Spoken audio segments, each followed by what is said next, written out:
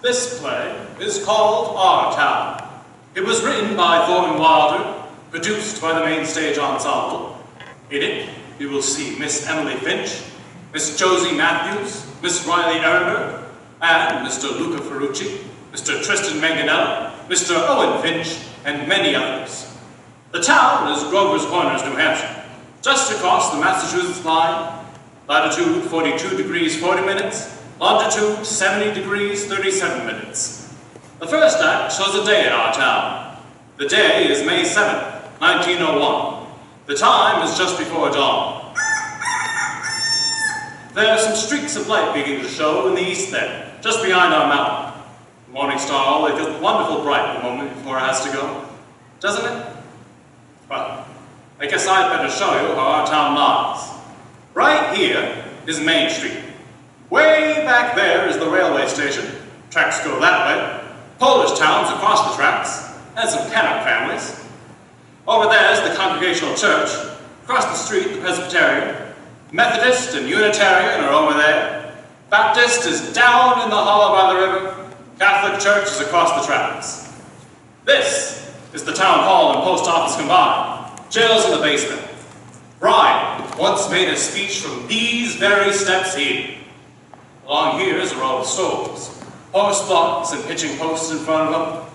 The first automobile is going to come along in about 5 years. Belongs to Banker Cartwright, our richest citizen. Lives in the big white house up on the hill. Here's the grocery store, and here's Mr. Morgan's drugstore. Most everyone in town manages to look into those two stores at least once a day. Public school is over yonder. High school is still farther over. 8:45 mornings, noon times, and 3 o'clock afternoons. The whole town can hear the yelling and screaming from those schoolyards. This is our doctor's house, Doc Gibbs's. This is the back door. There's some scenery, for those of you who think they have to have scenery. And this is Mrs. Gibbs's garden. Corn, peas, beans, hollyhock, heliotrope, and a lot of burdock. In those days, our newspaper come out twice a week, the Grover's Corners Sentinel. And this is Editor Webb's house. And this is Mrs. Webb's garden. Just like Mrs. Gibbs's, only it's got a lot of sunflowers too. And right here is a big butternut tree. Nice town. You know what I mean? Nobody very remarkable ever come out of it, as far as we know. The earliest tombstones up there in the cemetery on the mountain say 1670, 1680. They're Grovers and Cartwrights and Gibbses and Herseys. Same names are around here now. Well, as I said, it's about dawn. The only lights on in town are in a cottage by the tracks, where Polish mothers just had twins. And in the Joe Crowell house, where Joe Jr.'s getting up so as to deliver the paper. And in the depot, where Shorty Hawkins is getting ready to flag the 5:45 for Boston.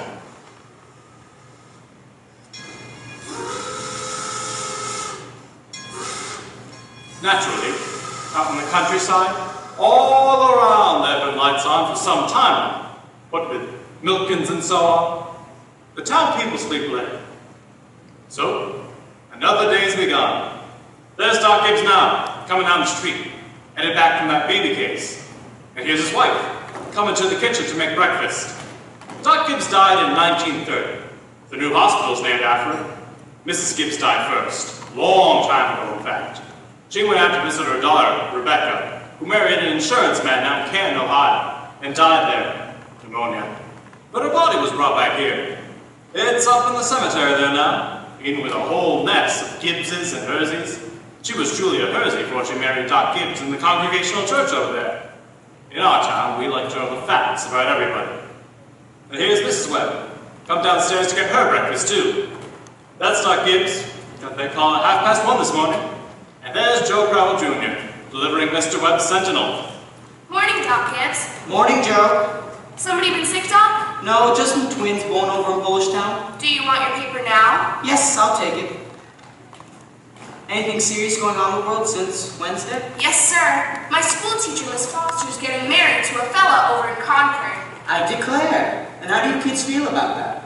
Well, of course it's none of my business, but I think that if a person starts out to be a teacher, she ought to stay one. How's your knee, Joe? Fine, Doc. I never think about it at all. Only like you said, it always tells me when it's going to rain. What's it telling you today? Going to rain? No, sir. Sure? Yes, sir. You ever make a mistake? No, sir. I want to tell you something about that boy Joe Crowell. Joe was awful bright. Graduated high school here, head of his class. So he got a scholarship to Massachusetts Tech. Graduated head of his class there, too. It was all wrote up in the Boston papers at the time.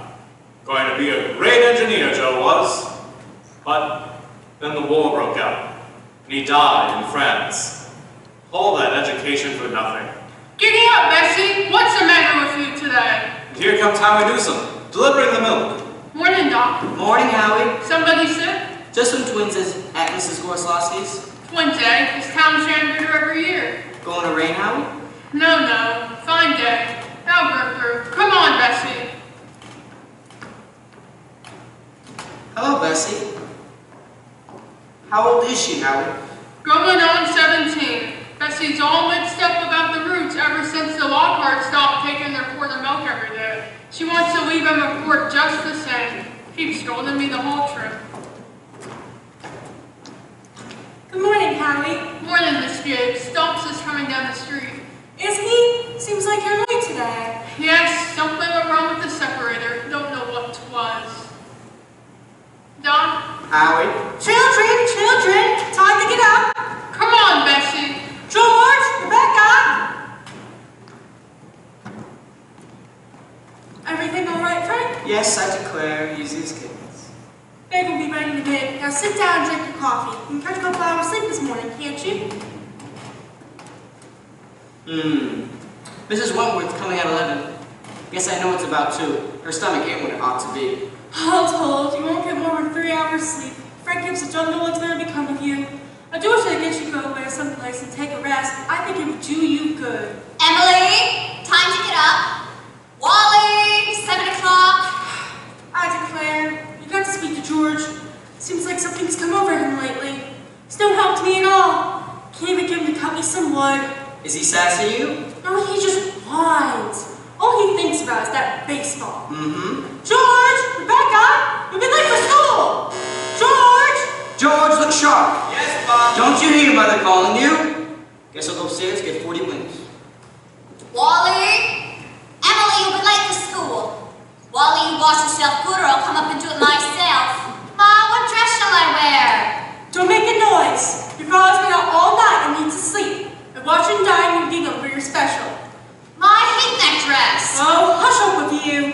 Every day I just go to school dressed like a sick turkey. Now, Rebecca, you always look very nice. Ma, George is throwing soap at me. I'll come and sup with both of you. That's what I'll do.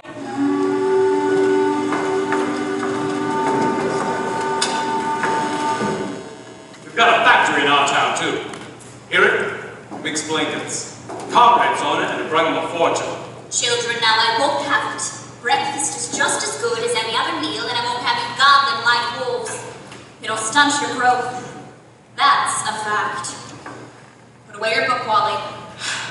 Mom, by 10 o'clock I have to know all about Canada. You know the rules well as I do. No books at the table. As for me, I'd rather have my children healthy than bright. I'm both, Mama. You know I am. I'm the brightest girl in school for my age. I'm the wonderful one. Eat your breakfast. I'm grade 2 when I'm looking at my stamp collection. I'll speak to your father about it when he's rested. Seems to me 25 cents a week's enough for a boy your age. I declare I don't know how to spend it all. Ma, I got a lot of things to buy. Strawberry phosphates. That's what you spend it on. I didn't see how Rebecca comes to have so much money. She has more than $1. I've been saving it gradual. Well, dear, I think it's a good thing to spend some every now and then. Ma, do you know what I love most in the world? Do you? Money. Eat your breakfast. Oh, those were spells. I gotta hurry. I don't want any more. Walk fast, you don't have to run. Pick up your pen for the knee, Wally. Stand up straight, Emily. Tell Mrs. Foster I sent her my best congratulations. Can you remember that? Yes, Mom. It was real nice, Rebecca. Pick up your feet, dear. Bye. Here, chick, chick, chick. No, go away, you. Go away. Here, chick, chick, chick. What's the matter with you? Fight, fight, fight. It's all you seem to do. You don't belong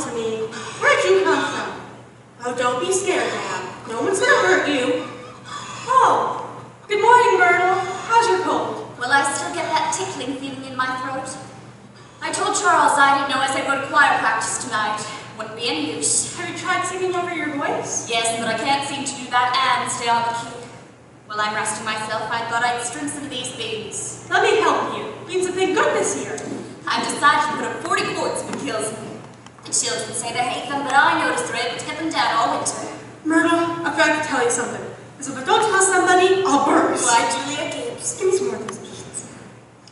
Myrtle, did one of those second-hand furniture men from Boston come to see you last Friday? No. Well, he called me. First, I thought he was a patient waiting to see Dr. Gibbs, who wormed his way into my parlor. And Myrtle Webb, he offered me $350 for Grandmother Rickworth's highway as he's sitting right here. Why, Julia Gibbs. He did. That old thing? Why? It was so big he didn't know what to do with it. Must give it to Cousin Hester Wilcox. Well, you're going to take it, aren't you? Oh, I don't know. You don't know. $350. What's come over you? Well, if I could get the doctor to take the money and go away someplace on a real trip, I'd take it like that. You know, Myrtle, it's been a dream of my life to see Paris, France. Oh, I don't know. Sounds crazy, I suppose. But I promised myself if I ever got the chance. How does the doctor feel about it? Well, I did beat about the bush a little and said I forgot the legacy. That's how I put it. I'd make him take me somewhere. Then what did he say? Oh, you know how he is. I haven't heard a serious word out of him since I've known him. No, he said. Might make him discontented if Grover's quarters go traipsing about Europe. Very well enough known, he says. Every 2 years he takes a trip to the battlefield to the Civil War, and that's no treat for anybody, he says. Well, Mr. Webb just admires the way Dr. Gibbs knows everything about the Civil War. Mr. Webb's of good mind to give up Napoleon and move over to the Civil War. Only Dr. Gibbs, being one of the greatest experts in the country, just makes him despair. It's a fact. Dr. Gibbs is never so happy when he's at Antietam or Gettysburg. Time I walk over those hills, Myrtle, stop on every bush, taste it all out. Look, we're gonna buy it. Well, if that second-hand man's really serious about buying it, Julia, sell it. Then you get to see Paris all right. Just keep dropping hints from time to time. That's how I got to see the Atlantic Ocean, you know. Oh, I'm sorry I mentioned it. Only it seems to me once your life before you die, you ought to see a country where they don't talk in English and they don't even want to. Thank you, ladies. Thank you very much. Now we're going to skip ahead a few hours. But first, we want a little more information about the town. Kind of a scientific account, you might say. So I've asked Professor Willard of our state university to sketch in a few details of our past history here. Is Professor Willard here? May I introduce Professor Willard of our state university? A few brief notes. Thank you, Professor. Unfortunately, our time is limited. Grover's Corners. Let me see. Grover's Corners lies on the old Pleistocene granite of the Appalachian Range. I may say it's some of the oldest land in the world. We're very proud of that. A shelf of Devonian basalt crosses it with vestiges of Mesozoic shale and some sandstone outcroppings, but that's all far more recent, 200, 300 million years old. Some highly interesting fossils have been found. I may say unique fossils, 2 miles out of town, in Silas Peckham's cow pasture. They can be seen in the museum at our university at any time. That is, at any reasonable time. Shall I read some of Professor Gruber's notes on the meteorological situation, the mean precipitation, etc.? Afraid we won't have time for that, Professor. We might have a few words on the history of man here. Yes, anthropological data. Early Amerindian stock, Cotaji tribes, no evidence before 10th century of this era. Now entirely disappeared. Possible traces in 3 families. Migrations towards the end of the 17th century of English brachiocephalic blue-eyed stock, for the most part, since then some Slav and Mediterranean And the population, Professor? within the town limits, 2,640. Just a moment, Professor. Oh yes, indeed. The population at the moment is 2,642. The postal district brings in 507 more, making for a total of 3,149. Mortality and birth rates, constant. That McPherson's gauge, 6.032. Thank you, Professor. We're all very much obliged to you, I'm sure. Not at all, sir, not at all. This way, Professor, and thank you again. Now, for the political and social report, Editor Webb. Or Mr. Webb. He'll be here in a minute. He just cut his hand, easy in and out. Thank Thank you, Mrs. Webb. Charles, everybody's waiting. Mr. Webb is a publisher and editor of the Grover's Corner Sentinel. That's our local paper, you know. Well, I don't have to tell you that we're run here by a board of selectmen. All males vote at the age of 21, women vote indirect. We're a lower middle class town, sprinkling of professional men, 10% illiterate laborers. Politically, we're 86% Republican, 6% Democrat, 4% Socialist, rest indifferent. Religiously, we're 85% Protestant, 12% Catholic, rest indifferent. Have you any comments, Mr. Webb? Very ordinary town, if you ask me. Little better behaved than most, probably a lot duller. But our young people here seem to like it well enough. 90% of them graduating from high school settle down right here to live, even when they've been away to college. Now, is there anyone in our audience who would like to ask Mr. Webb anything about the town? Is there much drinking in Grover's Corners? Well, ma'am, I wouldn't know what you'd call much. Saturday nights the farmhands meet down in Ellery Greenup stable and Hall or something. We've got one or two town drunks, but they're always having their remorses every time an evangelist comes to town. No, ma'am, I'd say liquor ain't a regular thing in the home. Except in the medicine chest. Right good for snake bites, you know. Always was. Come forward, will you? Where we can all hear you. What were you saying? No one in the town will have social justice and industrial inequality. Oh, yes, everyone's. Something terrible. Seems like they spend most of their time talking about who's rich and who's poor. Then why don't they do something about it? Oh, I don't know. I guess we're all hunting like everyone else for a way the diligent and sensible can rise to the top, and the lazy and quarrelsome can sink to the bottom. But it isn't easy to find. Meanwhile, we do what we can to help those that can't help themselves, and those that can, we leave alone. Are there any other questions? Oh, Mr. Webb, is there any love of culture or beauty in Grover's Corners? Well, ma'am, there ain't much. Not in the sense that you mean. Come to think of it, there are a few girls that play the piano at high school commencement, but they ain't happy about it. No, ma'am, there ain't much culture. But maybe this is the place to tell you that we have a lot of pleasures of the kind too. We like the sun coming up over the mountain in the mornings, and we all notice a good deal about the birds. We pay a lot of attention to them. And we all watch the change in the seasons. Yes, everyone knows about them. But those other things, you're right, ma'am, there ain't much. Robinson Crusoe in the Bible, and Hondel's Largo, we all know that. Whistler's Mother, those are just about as far as we go. So I thought. Thank you, Mr. Webb. Thank you, Mr. Webb. Now we'll get back to the town. It's early afternoon. All 2,642 have had their dinners, and all the dishes have been washed. There's an early afternoon calm in our town. A buzzing and a humming from the school buildings. A few buggies on Main Street. Horses dozing at the hitching posts. You all remember what it's like. Doc Gibbs is in his office, tapping people and making them say, "Ah." Mr. Webb is over there cutting his lawn. One man in 10 thinks it's a privilege to push his own lawnmower. No, sir. It's later than I thought. There are the children, coming home from school already. I can't, Lois. I've got to go home and help my mother. I promised. Emily, walk simply. Who do you think you are today? Papa, you're terrible. One minute you tell me to stand up straight, the next minute you call me names. I just don't listen to you. Oh God, I've never gotten a kiss from such a great lady before. Oh, excuse me, Mrs. Forrest. Go out and play in the fields, young man. You got no business playing baseball on Main Street. Awfully sorry, Mrs. Forrest.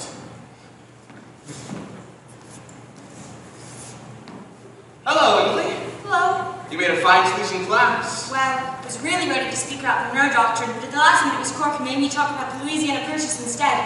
Worked an awful long time on both of them. Gee, it's funny, Emily. From my window up there, I can just see your head nods when you're working on your homework. Why can you? You certainly do stick to it. I don't see how a person can sit still that long. I guess you just like school. I always think it's something a person has to go through. Yeah. I don't mind it really. It passes the time. Yeah. Emily, what do you think? We might work out a kind of telegraph from your window to mine, and every once in a while give me one of those hints on the algebra problems. I don't mean the answers, of course not, Emily. Just a little hint.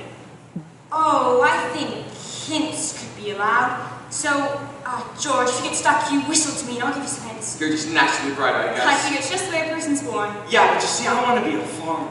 My Uncle Luke says whenever I'm ready, I can come over and I can work on his farm. And if I'm any good, I can just gradually have it. You mean the house and everything? Yeah.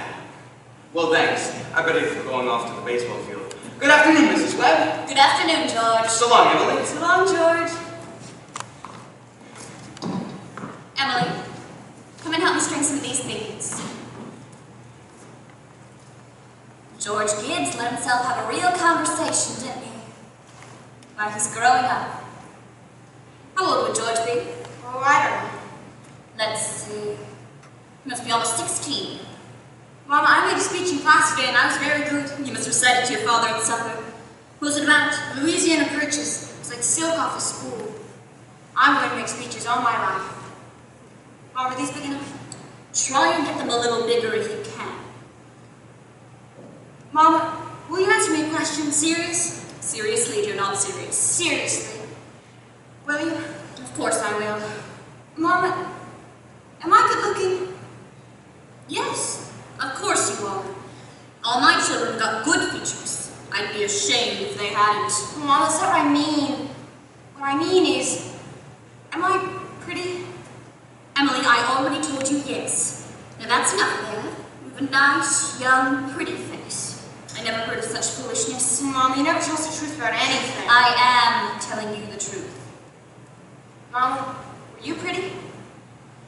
Yes, I was, if I do say it. I was the prettiest girl in town next to Mamie Cartwright. Mama, you've got to say something about me. Am I pretty enough to get anybody? To get people interested in me? Emily, you make me tired. Now stop it. You're pretty enough for all normal purposes. Come along now and bring that bowl with you. Mama, you're no help at all. Thank you. Thank you. That'll do. We'll have to interrupt again here. Thank you, Mrs. Webb. Thank you, Emily.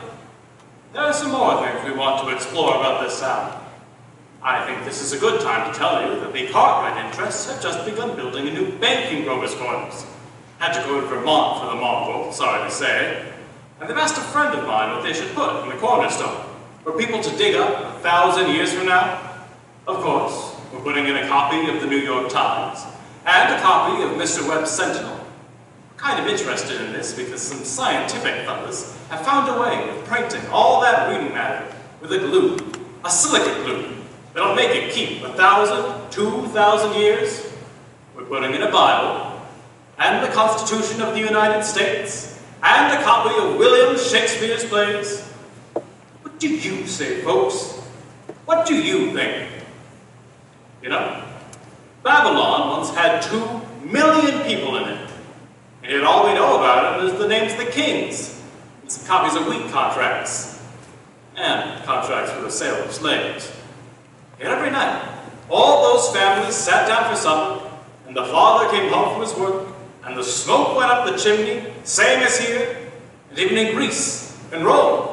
All we know about the real lives of the people is what we can piece together out of the joking poems and the comedies they wrote for the theater back then. So I'm going to have a copy of this play put in the cornerstone, so that people 1,000 years from now will know a few simple facts about us, more than the Treaty of Versailles and the Lindbergh fight. See what I mean? So, people 1,000 years from now, this is the way we were in the provinces north of New York at the beginning of the 20th century. This is the way we were in our growing up, and in our marrying, and in our living, and in our dying.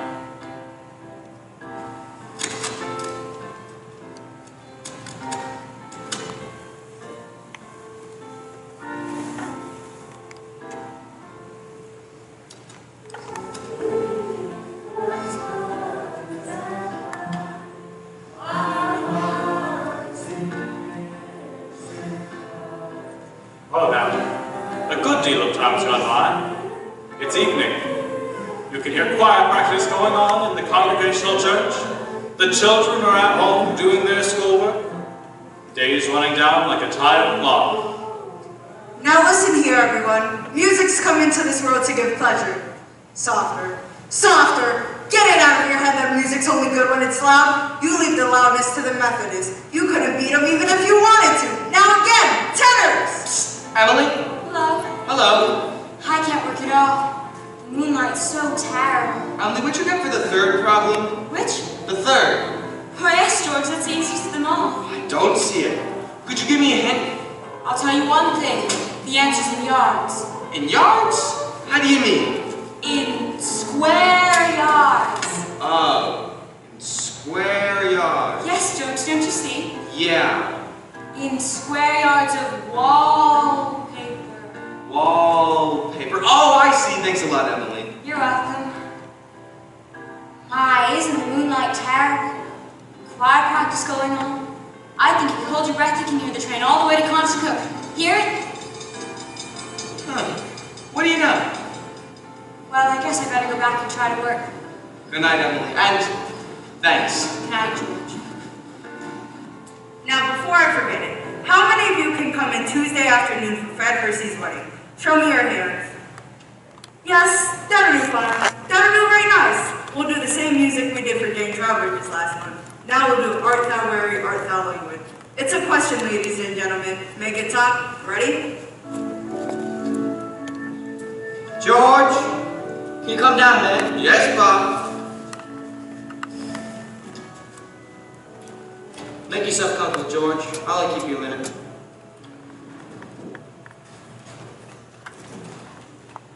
George, how old are you? I'm 16, almost 17. And what do you want to do after school's over? Why, you know, Pa. I want to be a farmer on Uncle Luke's farm. And you'll be willing, will you, to get up early, to milk and feed the stock? And you'll be able to hoe and hay all day? Why, sure I will. What do you mean, Pa? Well, George, while I was in my office today, I heard a funny sound. And what do you think it was? It was your mother chopping wood. There you see your mother, getting up early each morning, cooking meals all day long, washing, ironing. And she still has to go into that backyard and chop wood. I suppose she just got tired of asking you. She just gave up and decided it was easier to do it herself. And you still eat her meals, put on the clothes she keeps nice for you, and you run off to play baseball.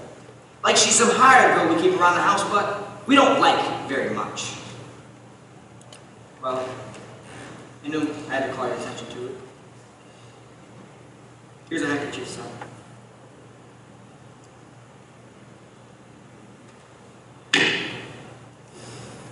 George, I've decided to raise your spending money 25 cents a week. Not, of course, for chopping wood for your mother, because that's a present you give her, but because you're getting older, and I can imagine there are lots of things you must find to do with it. Thanks, Pa. Let's see. Tomorrow's your payday. You can count on it. Probably Rebecca will feel she ought to have some more too. What happened to your mother? Choir practice was never as late as this before. It's only 8:30, Pa. I don't know why she's in that old choir, traipsing around the street at this hour of the night. Just about time for you to retire, don't you think? Yes, Pa. Good night, Martha. Miss Foster. I'll tell Mr. Webb. I know he'll want to put it in the paper. Hi, it's late. Good night, Irma. Real good choir practice, wasn't it? Not a web. Look at that moon, will you? Test. Take her with her for sure.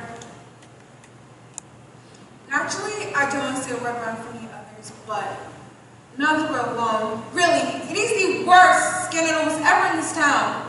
Simon Stimson! Now, Bella. But Julia, to have the owners church drink and drink year after year, you even know he was drunk tonight. Now, well, we all know about Simon Stimson, and we all know about the troubles he's been through. But Dr. Ferguson knows too. If Dr. Ferguson there wants to keep him there on the job, well, the best thing for the rest of us to do is just not notice it.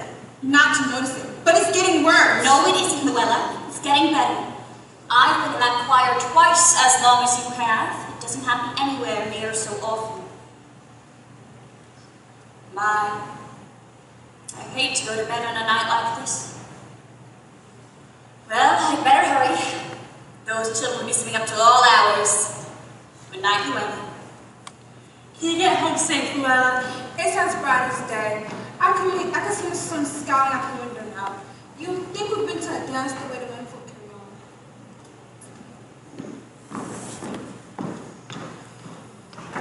on. Well, we had a You're late enough. Why, Frank, it ain't any later than usual. And you stopping at the corner to gossip with a lot of hens? Oh, Frank, don't be grouchy. Come on, smell the helio show in the moonlight.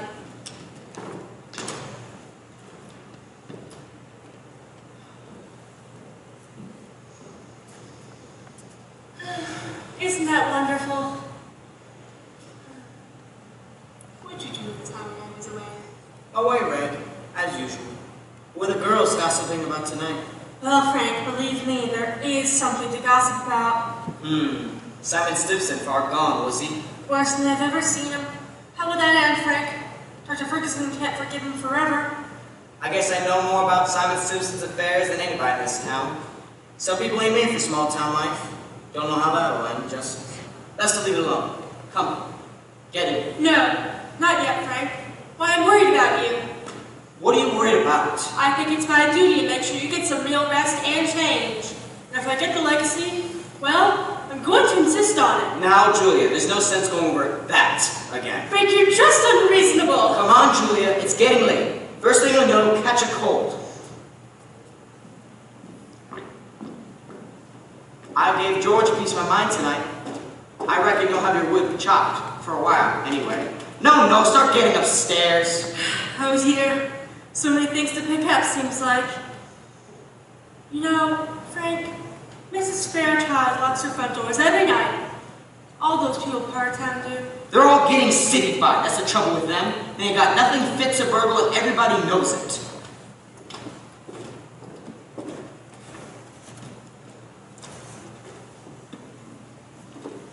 Get out, Rebecca. There's only room for one at this window. Why are you spoiling everything? Well, let me look just a minute. Choose your own window. I did, but there's no moon there. George, do you know what I think? Do you? I think the moon's gonna get nearer and nearer, and there's gonna be a big explosion. Rebecca, you don't know anything. If the moon were getting nearer, the guys that sit up all night with the telescopes would see it first, and they'd tell us about it, and it'd be on the newspapers. George, is the moon shining on South America, Canada, and half the whole world?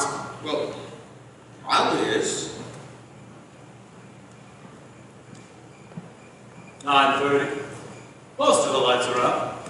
And here comes Editor Webb, after putting his newspaper to bed. Good evening, Bill. Evening, Mr. Webb. Vladimir?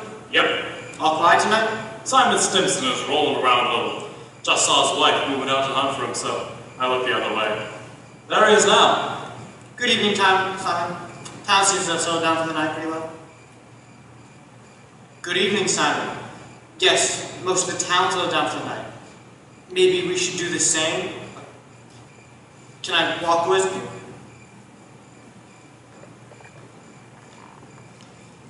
Good night. I don't know how that's gonna end, Mr. Webb. Oh, he's in a peck of trouble, one thing after another.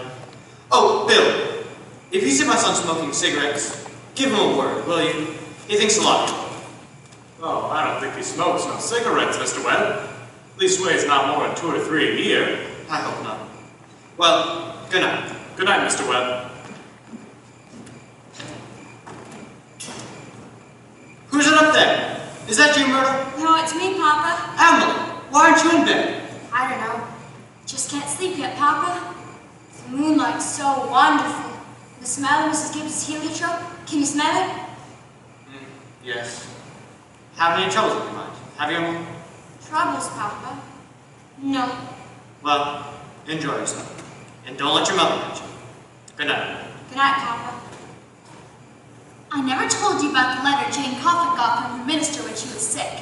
He wrote Jane a letter, and on the envelope, the address was like this. It said, Jane Coffin, the Coffin Farm, Grover's Corners, Sutton County, New Hampshire, United States of America. What's funny about that? But listen, it's not finished. United States of America, continent of North America, Western Hemisphere, the Earth, the solar system, the universe, the mind of God. And that's what it said on the envelope. So what do you know? And the postman brought it just the same. What do you know? That's the end of the first act, friends.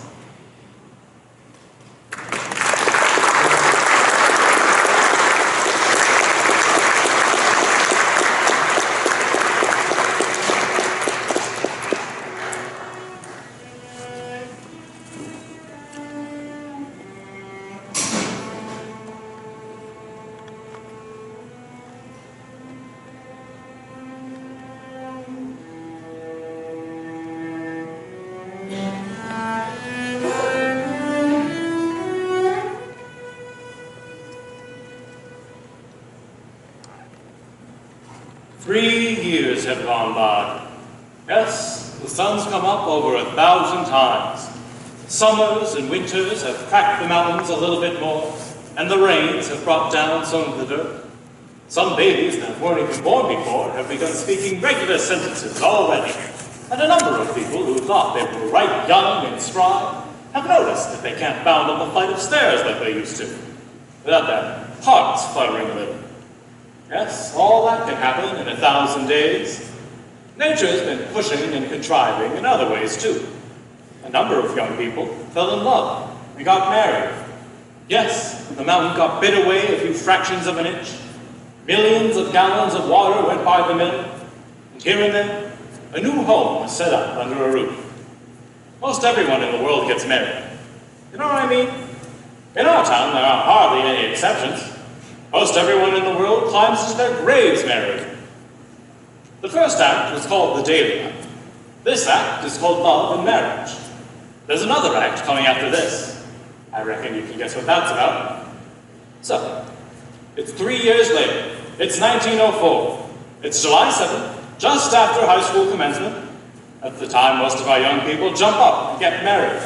Soon as they've passed their last examinations in solid geometry and Cicero's orations, looks like they suddenly feel themselves fit to be married. It's early morning. Only this time, it's been raining. It's been pouring and thundering. Mrs. Gibbs' garden and Mrs. Webb's here, drenched. All those bean poles and pea vines, drenched. All yesterday over there on Main Street, the rain looked like curtains being blown along. Maybe get again at any minute. There. You can hear the 545 of Boston. Here's Mrs. Gibbs and Mrs. Webb. Come downstairs to make breakfast just as though it were any ordinary day. I don't have to point out to the women in my audience that those ladies they see before them, both of those ladies cooked 3 meals a day. One of them for 20 years, the other for 40, and no summer vacation. They brought up 2 children apiece, washed, cleaned the house, and never a nervous breakdown. It's like what one of them Middle West poets said. You've got to love life to have life, and you've got to have life to love life. It's what they call a vicious circle. Giddy up, Bessie! Here comes Howie Newsom, delivering the milk. And there's Cy Crowder, delivering the paper like his brother before. Morning, Howie. Morning, Cy. Anything in the papers I ought to know? Nothing much, except for losing about the best baseball pitcher Grover's Corners ever had, George Gibbs. Reckon he is. He could hit and run bases, too. Yep, mighty fine ball player. Whoa, Bessie, I guess I can stop and talk if I have a mind to. I don't see how he could give up a thing like that just to get married. Would you, Howie? Can't tell, Cy. Never had no talent that way. You're a girly, Bill. Seeing if there's anything I can do to prevent a flood. River's been rising all night. Cy Provost's all worked up here about George Gibbs retiring from baseball. Yes, sir, that's the way it goes. Back in '84, we had a player, Cy. Even George Gibbs couldn't touch him. Named Hank Tom. Went down to Maine and became a parson. Wonderful ball player. How's the weather look, Howie? Tain't bad. Think maybe it'll clear up for good.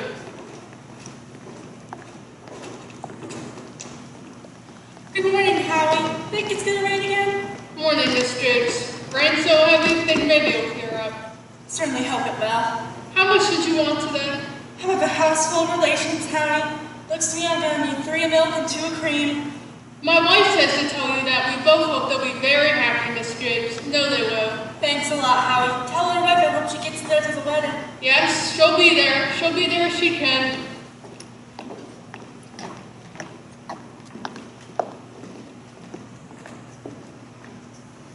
Morning, Miss Webb. Morning, Mr. Newsom. Now, I told you 4 quarts of milk, but I hope you can spare me another. Yes, and 2 of the cream.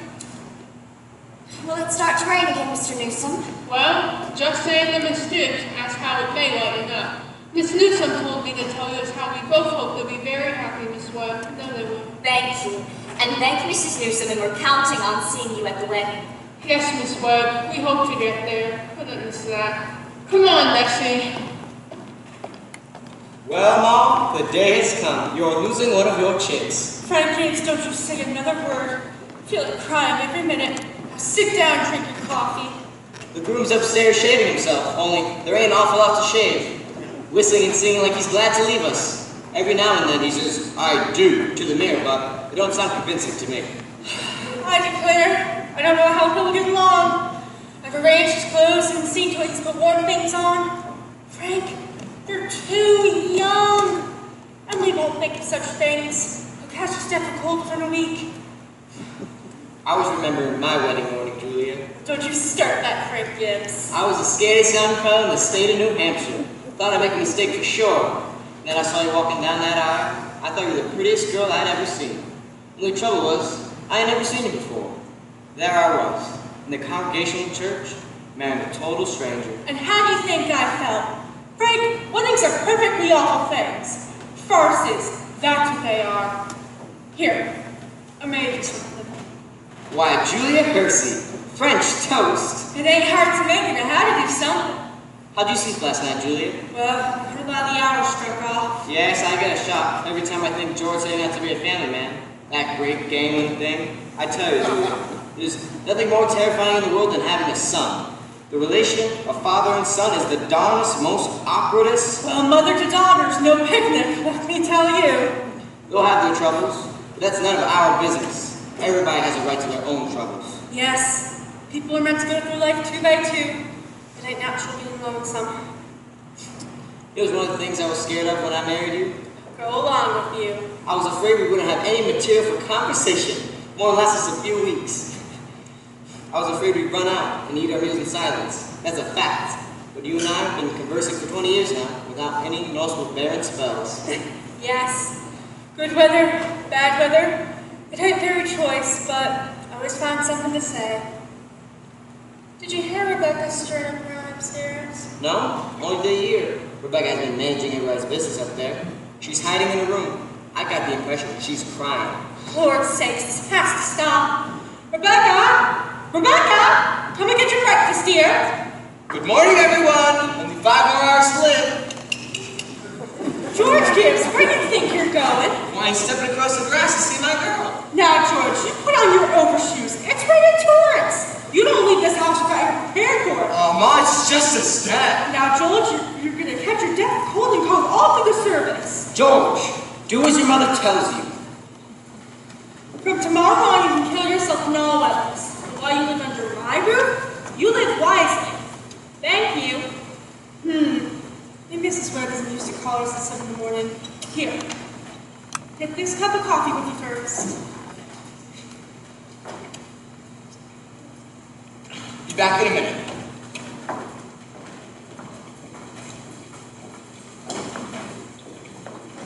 Good morning, Mother Webb. Oh, goodness, you frightened me. Now, George, come in a minute out of the way. Do you know I can't ask you in? Why not? George, you know as well as I do. The groom can't see his bride on his wedding day, not until he sees her in church. Oh, that's just a superstition. Good morning, Mr. Webb. Good morning, George. Mr. Webb, you don't believe in that superstition, do you? There's a lot of sense in some superstitions, George. Millions have followed it, George. You don't want to be the first to fly in the face of custom? How's Emily? She hasn't waked up yet. I haven't heard a sound out of her. Emily's asleep? No wonder. We were up to all hours, sewing, packing. Now I'll tell you what I'll do. You sit down here a minute with Mr. Webb and drink this here cup of coffee. And I'll go upstairs and see she doesn't come down and surprise you. There's some bacon too, but don't be long about it.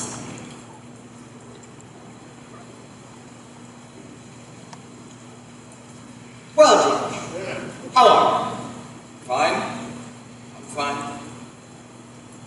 Mr. Webb, when sense occurred there being a superstition like that? Well, you see, on her wedding morning, girls' heads have to be full of clothes and one thing and another. Don't you think that's probably it? Yes. I never thought of that. Girls have to be binders on her wedding day. I wish a fella could get married without all that marching up and down. Every man that's ever lived has felt that way about it, George. But it hasn't been any use. It's the women folk who built up Huntington. For a while now, the wolf had all their own. Man looks pretty small to him, George. All those good women standing shoulder to shoulder, making sure the knots tied and light in the woodway. But you believe in it, don't you, Mr. Webb? Oh, yes. Oh, yes. Don't you misunderstand me, my boy. Marriage is a wonderful, wonderful thing. Don't you forget that. No, sir. Mr. Webb, how old were you when you got married? Well, you see, I'd been to college and I'd taken some time to get settled. But Mrs. Webb, she wasn't much older than what I was. Oh, age hasn't much to do with it, George. Not compared with the other things. What were you going to say, Mr. Webb? Oh, I don't know. Was I going to say something? I was thinking the other night, George, some advice my father gave me when I was getting married. Charles, he said, Charles, start out early showing to his boss. He said, best thing to do is give an order, even if it doesn't make any sense, just so she'll into a bed.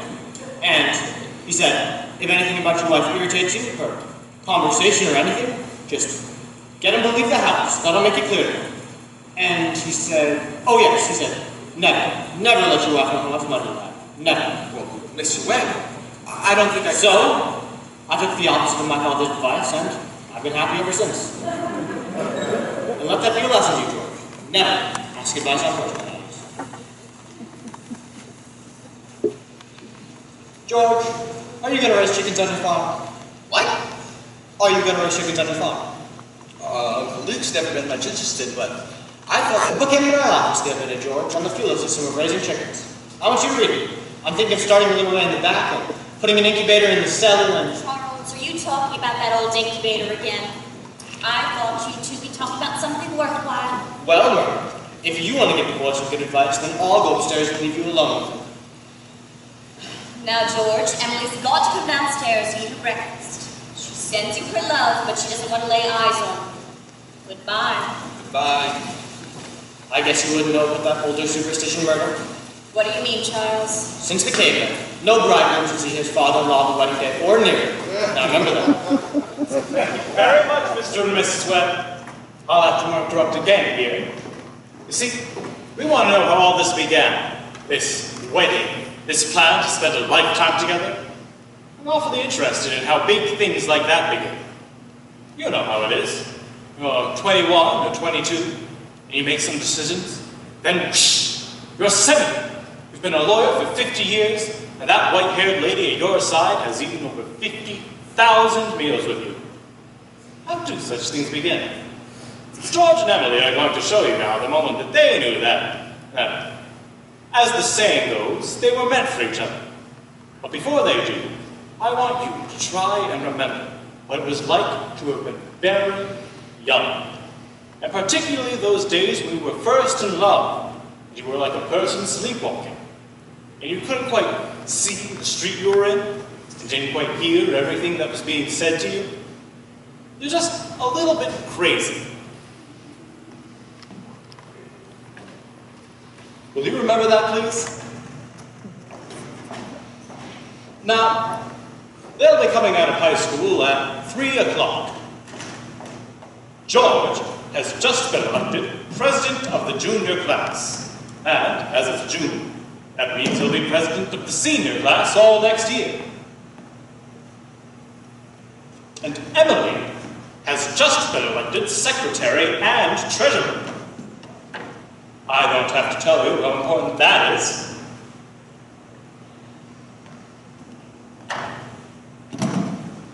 Yep, there they are, coming down Main Street now. I can't, Louise. I've got to go home. Goodbye. Oh, Ernestine! Can you come over later and do Latin? Isn't that, sister, the worst thing? Tell your mother you have to.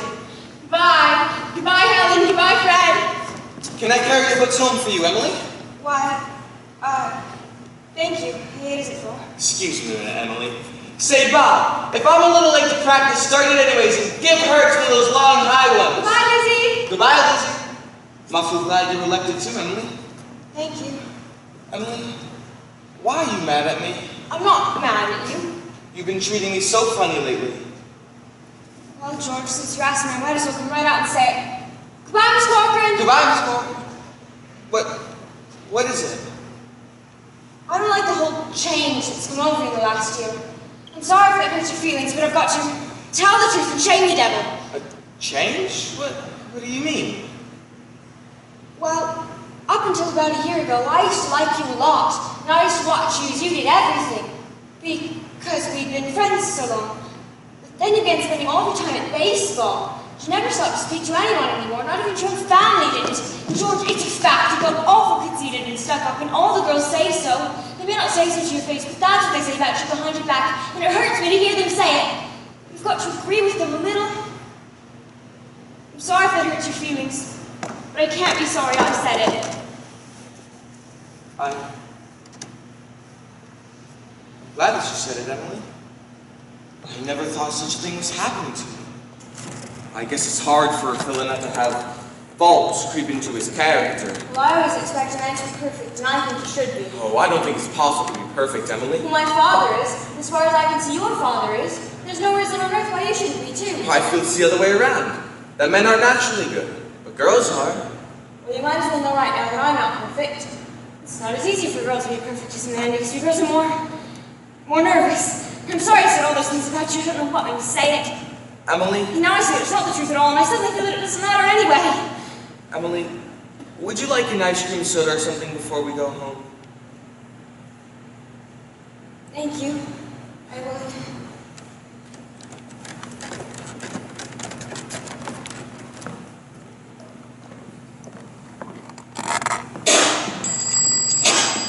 Hello, Stu. How are you? Good afternoon, Miss Locum. Hello, George. Hello, Emily. What do you have? Emily, when? What you been crying about? She just got an awful scare, Mr. Morgan. Almost got run over by a hardware store wagon. Everyone says that Tom Huckins drives like a crazy man. Well then, you just take a drink of water, Emily. You look all shook up. I tell you, you've got to look both ways before you cross Main Street these days. Gets worse every year. What do you have? Oh, I'll have a strawberry phosphate. Thank you, Mr. Morgan. No. Have an ice cream soda with me. 2 strawberry ice cream sodas, Mr. Morgan. 2 strawberry ice cream sodas. Yes, sir. Yes, sir. There are 125 horses in Grover's Corners this minute I'm speaking to you. State inspector came in here yesterday. Now they're bringing in these automobiles. The best thing to do is just stay home. Why, I can remember when a dog could go to sleep in the middle of Main Street all day, and nothing would come along and disturb it. Well, here they are. Enjoy. Yes, Mrs. Ellis. What can I do for you? But they're so expensive. No. You don't think of that. We're celebrating our election. And you know what else I'm celebrating? No. I'm celebrating because I've got a friend who tells me all the things I ought to be told me. George, please don't think of that. I don't know what made me say it. It's not true. No, Emily, you stick to it. You'll see. I'm going to change so quick, you better than change. And Emily, I want to ask you a favor. What? If I go away to see Agricultural College next year, will you write me a letter every once in a while? I certainly will. I certainly will, George.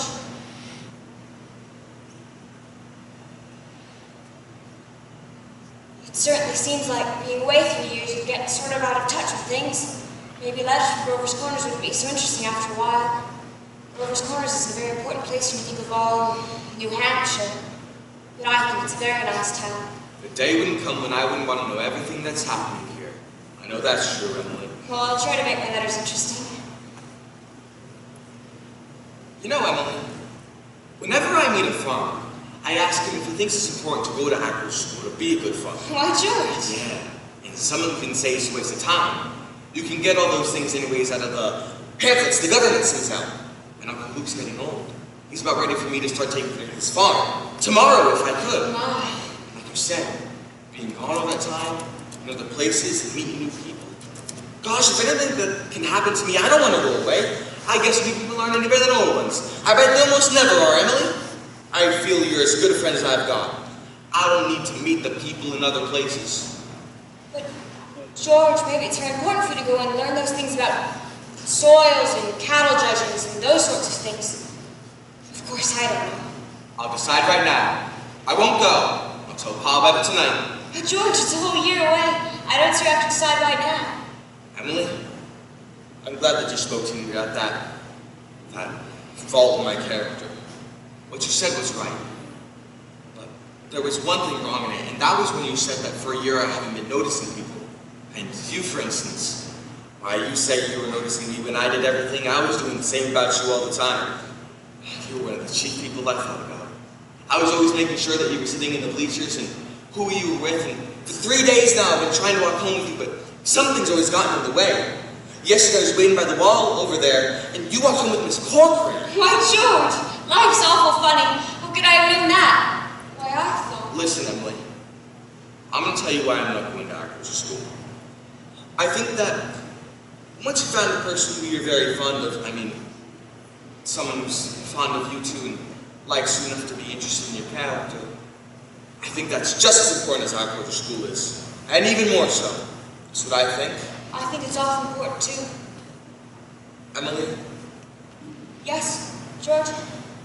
Emily, if I do improve, make a big change, would you be, could you be? I am now. I always have been. So I guess this important talk we've been having. Yes. Yes. Wait just a minute and I'll walk you home. Mr. Morgan, I'm going to have to go home to get you the money for this. It'll only take me a minute. What's that? George Gibbs, do you mean to tell me? Yes, but I had my reasons. Look, here's my gold watch. You keep it until I come back with your money. That's all right. Keep your watch. I'll trust you. I'll be back in 5 minutes. I'll trust you 10 years, George, and not a day over. Got over your shock, Emily? Yes, thank you, Mr. Morgan. It was nothing. I'm ready.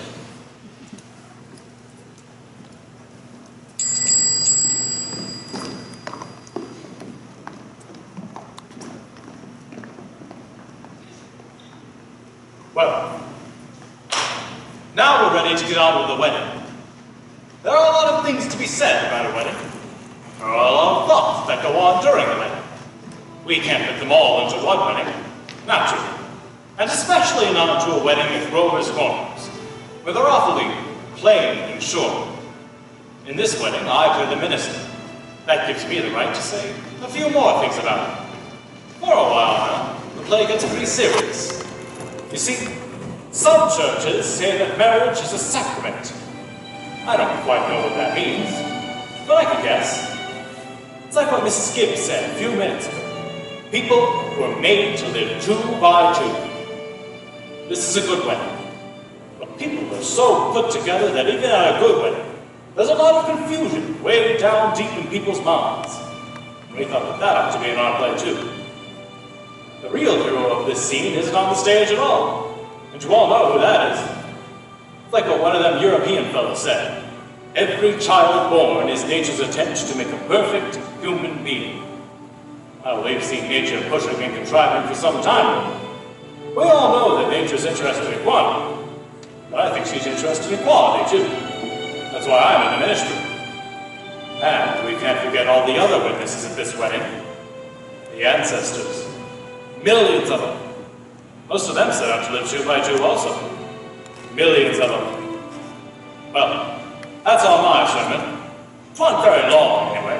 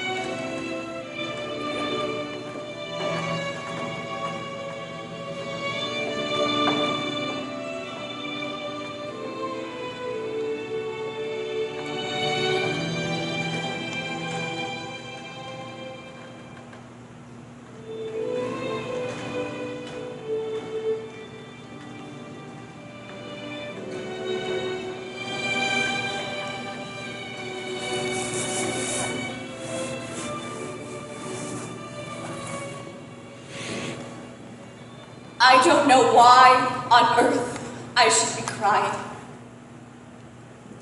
I suppose there's nothing to cry about. It came over me at breakfast this morning. There sat Emily, eating her breakfast as she's done for 17 years. And now she's going off to eat it in someone else's house. I suppose that's it. And Emily, she suddenly said, I can't eat another mouthful. And she put her head down on the table. And she cried.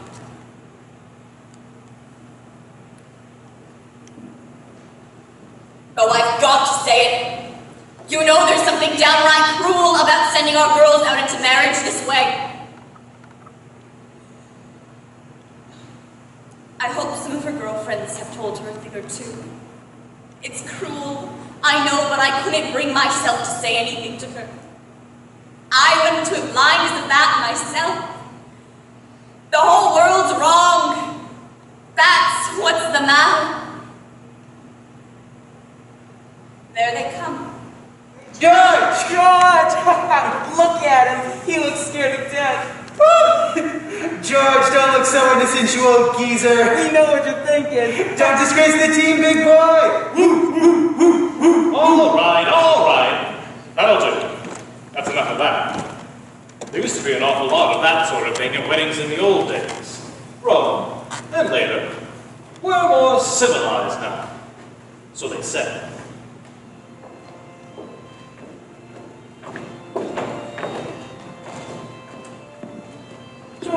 George, what's the matter? Ma, I don't want to grow old. Why is everyone pushing me so? Oh, George, you wanted it. No, Ma, listen to me. No, George, you're a man now. No, Ma, listen to me. For the last time I asked you, all I want to do is be a fella. George, anyone should hear you. Now stop. I'm ashamed of you. Where's Emily? George, you gave me such a turn. Cheer up, Ma. I'm getting married. Just let me catch my breath a minute. Now, Mom, you say Thursday nights. Emily and I are going over every Thursday night. You'll see. Mom, what are you crying for? Let me get ready for this.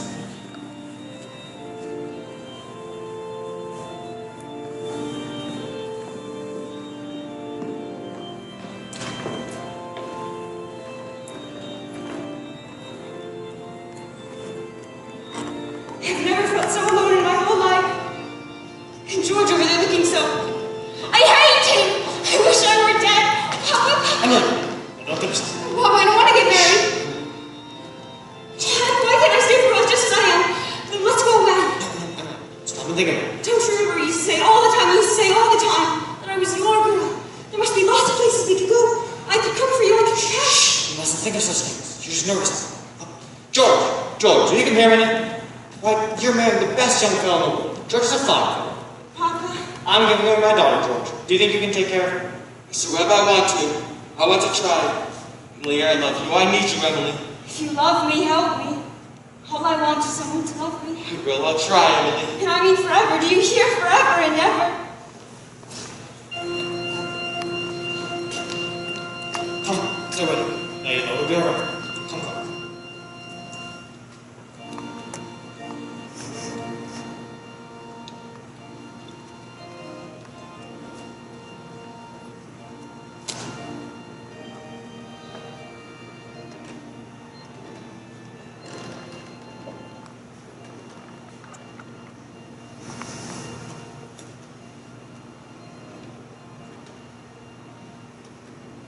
Do you, George, take this woman, Emily, to be your wedded wife, to have? Perfectly love a wedding.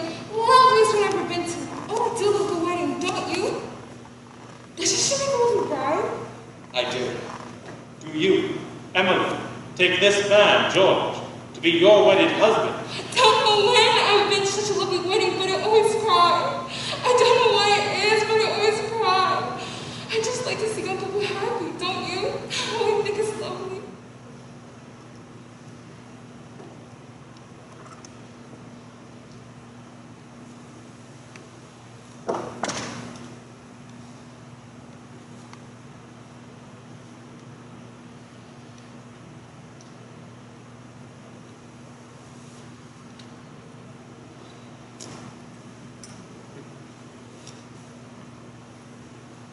I've married over 200 couples in my day. Do I believe in it? I don't know. And Henry's end, millions of them.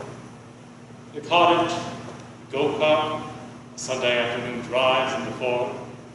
First rheumatism, the grandchildren. The second rheumatism, the deathbed, the reading of the will. Once, in 1,000 times. It's interesting. Well then, let's have Mendelssohn's Wedding March! This is a lovely couple, or you've never been to such a nice wedding. I'm sure you'll be happy. The important thing is you're happy.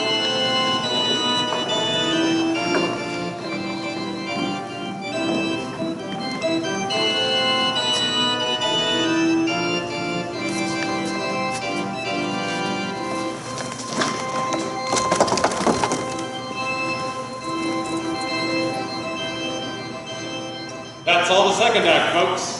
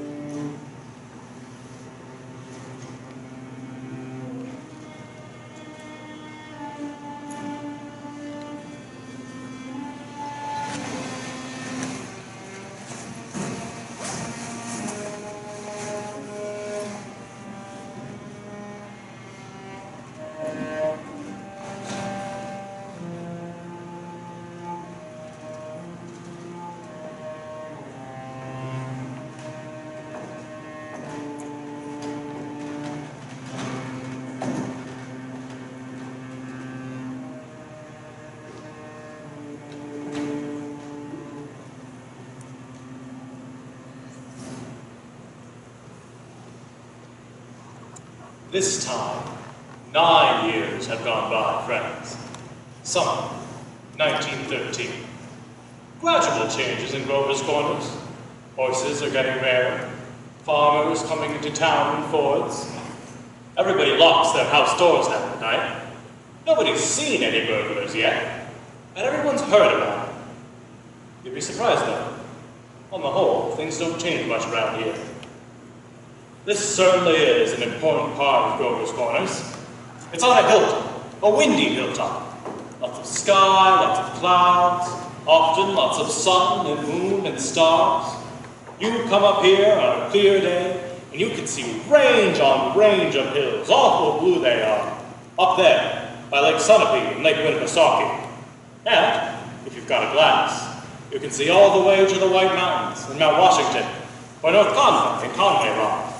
And, of course, our favorite mountain, Mount Monadnock's, right here, and all the towns that lie around it. Jackwood, East Jackwood, Peterborough, and Dublin, and there, quite a ways down, is Grover's Corners. Yes, sir, beautiful spot up here. Mountain laurels and lilacs. I often wonder why people like to be buried in Woodlawn in Brooklyn, when they might spend the same time up here, in New Hampshire. Over there are the old stones, 1670, 1680. Strong-minded people that come a long way to be independent. Summer people like to walk among the rows and laugh at the funny words on the tombstones. Well, I suppose that don't do any harm. And genealogists come up from Boston, get paid by city folk for looking up their ancestors. They want to make sure they're daughters of the American Revolution or of the Mayflower. Well, I suppose that don't do any harm either. Wherever you come near the human race, there's layers and layers of nonsense. Over there are some Civil War veterans. Iron flags on their graves. New Hampshire boys. Had a notion that the Union ought to be kept together, though they'd never seen more than 50 miles of it themselves. All they knew was the name, friends. The United States of America. The United States of America.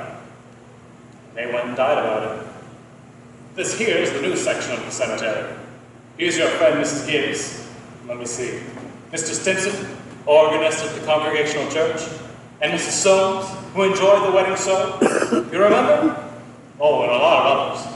And J. Webb's boy, Wallace, whose appendix burst on a Boy Scout trip to Crawford Notch. Yes, sir, an awful lot of sorrow sort of quieted down up here. People just wild with grief have brought their relatives up to this hill. You all know how it is. And then time. And sunny days, and rainy days, and snow. We're all glad they're in such a beautiful place, and we're coming up here ourselves when our fit's over. Now, there are some things that we all know, but we don't take them out and look at them very often. We all know that something is eternal. It ain't houses, and it ain't names, and it ain't the earth, and it ain't even the stars. Everyone knows in their bones that something is eternal. And that something has to do with human beings. All the greatest people ever lived have been telling us that for 5,000 years. And yet you'd be surprised how people are always losing track of it. There's something way down deep that is eternal about every human being. Now, you know as well as I do that the dead don't stay interested in us living people for very long. Gradually, they lose hold of the earth. And the ambitions they had, and the pleasures they had, and the things they suffered, and the people they loved, they get weaned away from the earth. That's the way I put it. Weaned away. And they wait here, while the earth part of them burns away, burns out. And all that time, they're slowly getting indifferent to what's going on in Grover's Corners. They're waiting. They're waiting for something they feel is coming. Something important and great. Aren't they waiting for the eternal part of them to come out clear? Well, some of the things they'll say maybe will hurt your feelings a bit. That's the way it is. Mother and daughter, husband and wife, enemy and enemy, money and miser. All those terribly important things kind of grow pale up here. And what's left when memory's gone? And your identity, Mrs. Smith? Well, now there are some living people. There's Josephine Stoddard, our undertaker, come to supervise a new made grave. And here comes Grover's Corners woman, who left town to go out west.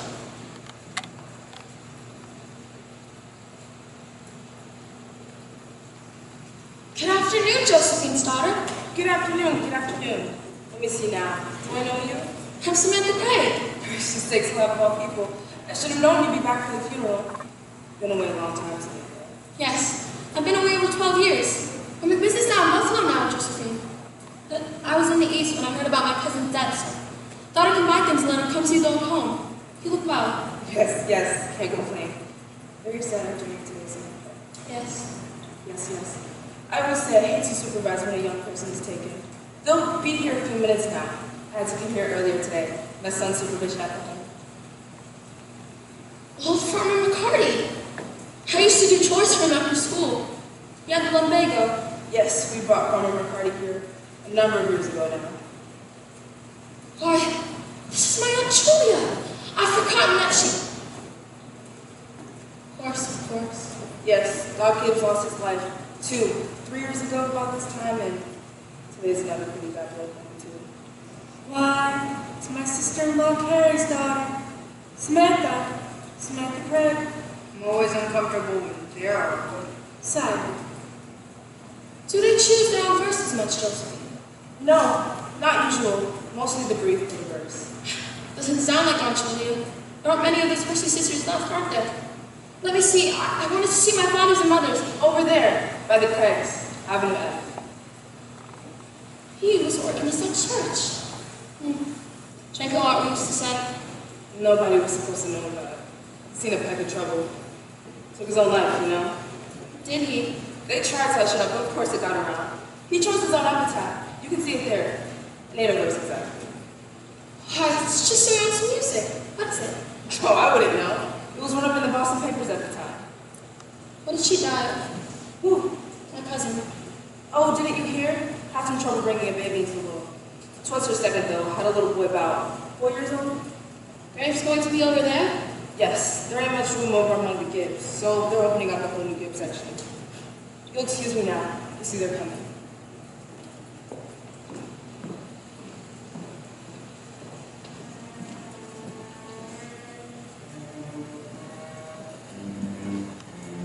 Who is it, Julia? Why, it's my daughter-in-law. You met? Well, I declare, Dorothy has been awfully muddy. What did she die of, Julia? In childbirth. Childbirth? I forgot all about that. Why, wasn't it awful? And wonderful, was it? Simon, now remember. I remember Emily's wedding. Wasn't it a lovely wedding? And I remember Emily making the graduation exercise at high school. Emily was the brightest girl to ever graduate high school. I heard Principal Wilkins say some time after time. I covered them after a new farm just before I died. Perfectly beautiful farm. It's on the same road we lived on. Yep, great smart farm. I always liked that. I was hoping I'd see her.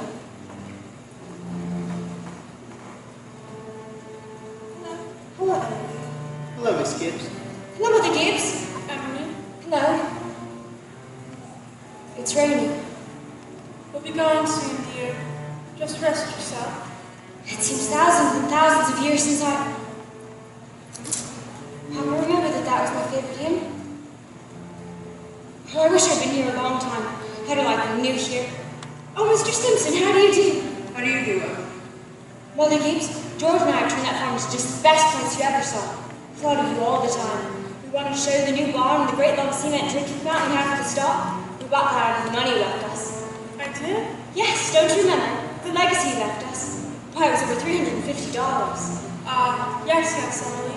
Wow, there's a patent device on the drinking fountains, but it never overflows and it never seems below a certain light they have on there. It's fine. It won't be the same to George and Emily, but it's a lovely farm. They don't understand, do they? No, dear. Not very much. They're sort of shut up in little boxes. Look, they're finished. They're going. Just wait.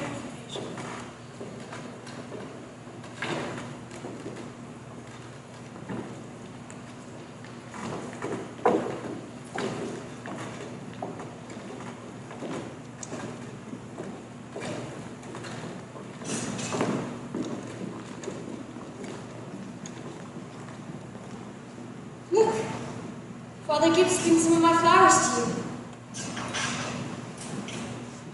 He looks just like George, doesn't he? I never realized before how troubled and how in the dark life persons are. Look at him. I loved him so. That's all they are from morning till night. Troubled. Little cooler than it was. Yes, that rain's cooled it off. Those northern east winds always do the same thing, don't they? If it isn't rain, it's a 3-day blow. Mother Gibbs, one can go back there, into living. I feel it. I know it. Why, for a moment there I was thinking about the farm. For a moment I was there with my baby on my lap as plain as day. Yes, of course you can. One can go back there and live all those days over again. Why not? All I can say is, Emily, don't. But one can go back there, into living, again. Yes, some have tried, but they soon come back here. Don't do it, Emily. Emily, don't. There's no way you think would be. I won't live over a sad day. I'll choose a happy day. I'll choose the day I first knew that I loved George. Why should that be painful? You not only live it, but you watch yourself living it. Yes. And as you watch it, you see the thing that they, down there, never know. You see the future. You know what's going to happen after. But is that painful? Why? That isn't the only reason why you shouldn't do it, Emily. When you've been here long enough, you'll see that our life here is to forget all that. To think of what's ahead, and to be ready for what's ahead. If you've been here longer, you'll understand. Mother Gibbs, how can I ever forget that life? It's all I know. It's all I had. Oh, Emily, it isn't wise, really. It isn't. But that's a thing I must know for myself. I'll choose a happy day anyway. No. Please choose an unimportant day. Choose the least important day you can think of. It will be important enough. Well, then it can't be since I was married, since the baby was born. I could choose a birthday at least, can't I? I choose my 12th birthday. All right. February 11th, 1899. A Tuesday. Do you want any special time of day? Oh, I want the whole day. It'll begin at dawn. You remember, it had been snowing for several days, but it had stopped the night before, and they had just begun clearing the roads. The sun's coming up. There's Main Street. And there's Mr. Morgan's drugstore before he changed it. And there's the livery stable. Yes, it's 1899. This is 14 years ago. This is the town I knew as a little girl. And look, there's the old white fence that used to be around our house. I'd forgotten that. I love it so. Are they inside? Yes. Your mother will be downstairs in a minute to make breakfast. Will she? And you remember, your father had been away for several days. He came back on the early morning train. No. He'd been back to his college to make a speech in Western New York at Clinton. Hey, look! There's Howie Newsom. And there's our policeman. But he's dead. He died. Whoa, Bessie! Bessie! Morning, Bill. Morning, Howard. You're up early. That rescue in a party darn near froze to death in Polish Town Bar. Got drunk, and they out in snowdrifts. Thought I was in bed when I shook him. Why, there's Joe Crowder. Good morning, Mr. Warren. Good morning, Holly. Children, Wally, Emily, time to get up. How young Mama looks. I never knew Mama was ever that young. You can come and dress by the kitchen fire if you'd like, but hurry.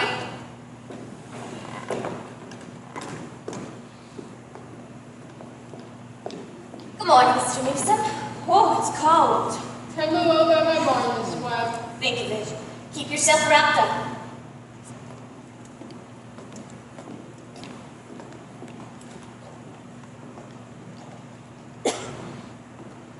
Mama, I can't find my blue hair ribbon anywhere. Just open your eyes, dear, that's all. I laid it out for you special, on the dresser there. If it were a snake, it would bite you. Yes. Yes. Good morning, Bill. Good morning, Mr. Webb. You're up early. Yes, just been back from college in New York State. Been any trouble yet? Got called down to rescue a Polish fellow this morning. Darn near froze to death he was. We must get him here. Oh, 'twa'n't much.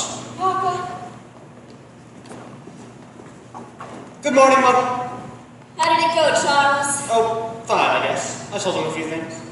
Everything all right here? Yes. Can't think of anything that's happened special. Been right cold. Howie Newsom says it's 10 below over to his barn. Yes, well, it's cold in Hamilton College. Students' ears are falling off. It ain't Christian. Have you ever any mistakes in it? None that I noticed. Coffee's ready when wanted. Charles, don't forget, it's Emily's birthday. Did you remember to get her something? Yes, I have something right here. Where's my girl? Where's my birthday girl? Don't interrupt her now, Charles. You can see her at breakfast. She's slow enough as it is. Hurry up, children. It's 7 o'clock. Now, I don't want to call you again. I can't bear it. They're so young and beautiful.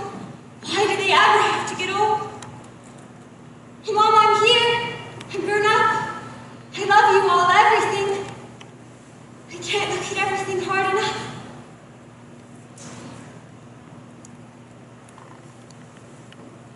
Morning, Mama. Well, now, dear, a very happy birthday to Michael and many happy returns. There's some surprises waiting for you on the kitchen table. And Mommy, you shouldn't have. I can't. But birthday or no birthday, I want you to eat your breakfast good and slow. I want you to grow up and be a good, strong girl. That in the blue paper's from your Aunt Carrie. And I reckon you can guess who brought over the postcard album. Found it on that doorstep when I brought in the milk. George Gibbs. Must have come over in the cold pretty early. Right nice of him. Oh, George. I'd forgotten that. Chew that bacon good and slow. It'll help keep warm on a cold day. Oh, Mama. Just look at me 1 minute as though you really saw me. Mama, 14 years have gone by. I'm dead. Your grandmother, Mama. I married George Gibbs, Mama. Wally's dead too. His appendix burst on a camping trip from North Conway. I felt just terrible about it. Don't you remember? But now, just for a moment, we're all together. Just for a moment, we're happy. Let's look at one another. That and the yellow paper, something I found in the attic from one of your grandmother's things. You're old enough to wear it now, and I thought you'd like it. Oh, Mama, this is from you. It's beautiful. Well, I'd hoped you'd like it. Hunted all over. Your Aunt Nora couldn't find it in her pocket, so I had to send all the way to Boston for it. Wally has something for you, too. Made it in manual training class, and he's very proud of it. Be sure to make a big fuss over it. Your father has a surprise for you, too. Don't know what it is myself. Shh, here he comes. Where's my girl? Where's my birthday girl? I can't go on, it goes so fast. We don't have any time to look at one another.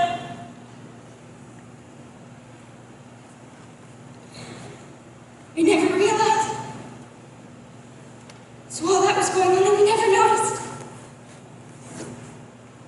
Take me back. Up the hill to my grave. But first wait. One more look.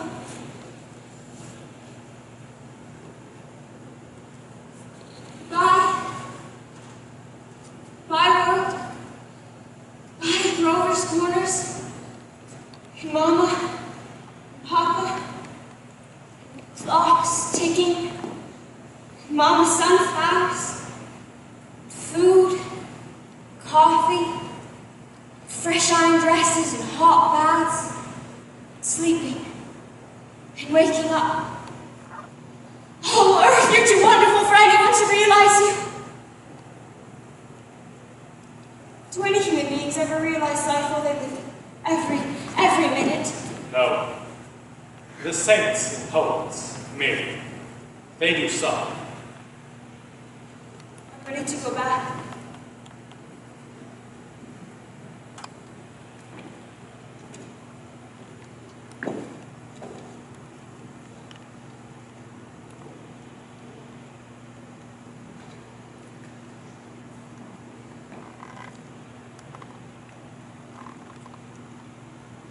Were you happy? No? I should have listened to you. That's all human beings are. Just blind people. Look, it's clearing up. All the stars are coming out. Oh, Mr. Stimson, I should have listened to that. Yes, now you know. Now you know. That's what it was like to be alive. To move about in a cloud of ignorance. To go up and down trampling on feelings of those. Of those about you. To spend and waste time as though you've had a million years. To be at the mercy of one self-centered passion or another. Now you know. That's the happy existence you want to go back to. Ignorance and blindness. Now, Simon Simpson, that ain't the whole truth and you know it. Emily, look at that star. Forget its name. My boy Joel was a sailor. Knew them all. Used to be sit on the porch by evenings and tell them all by name. Yes, sir. Wonderful. A star's mighty good company. Yes. Yes, it is. Here's one of them coming. That's funny. Take no time for one of them to be here. Goodness sakes. Mother Gibbs. It's George. Just trust yourself, dear. It's George. My boy Joel, who knew the stars, he used to say it took millions of years for that speck of light to reach the earth. Doesn't seem like a body could believe it, but that's what he said. Millions of years. Goodness, that ain't no way to behave. He ought to be home. Mother Gibbs. Yes, Emily? They don't understand. Do they? No, dear. They don't understand.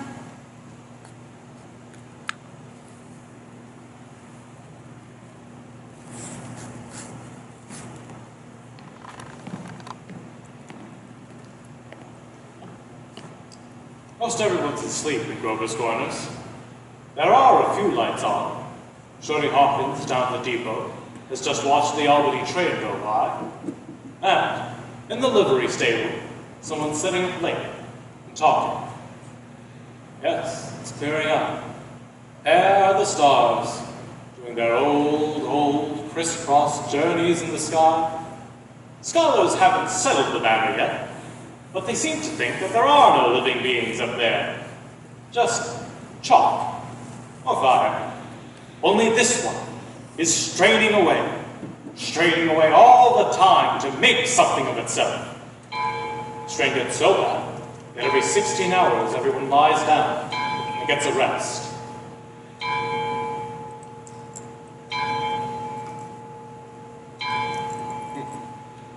Nine o'clock in Grover's Corners. You get a good rest too. Good night.